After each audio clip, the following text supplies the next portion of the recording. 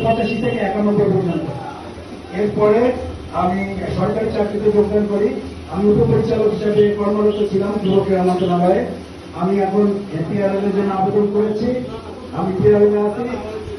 আমি এই স্মৃতি সংসদে আজকে কর্তৃক আয়োজিত শহীদ জিয়া স্মৃতি সংসদ কর্তৃক আয়োজিত আজকে ইফতার পার্টিতে আমি আমাদের বর্তমান দেশের যিনি আমাদের প্রধানমন্ত্রী, আমাদের শহীদ রাষ্ট্রপতি জিয়াউর রহমানের যোগ্য উত্তরসূরি এবং আমাদের দেশনেত্রী বেগম খালেদা জিয়া, যিনি আমাদের গণতন্ত্রের মাদার অফ ডেমোক্রেসি হিসেবে যার পরিচিতি ছিল এবং পরিচিতি আছে, তার সুযোগ্য পুত্র আমাদের বর্তমান প্রধানমন্ত্রী আমাদের যে সবার আগে বাংলাদেশ যে ঘোষণাটি দিয়েছেন, আমরা সেই আদর্শকে ধারণা এবং লালন করে আমরা সামনে এগিয়ে যাব এবং শহীদ জিয়া স্মৃতি সংসদ যে আমাদের যারা দায়িত্বে আছেন এবং যারা আমরা আছি, আমি আশা করব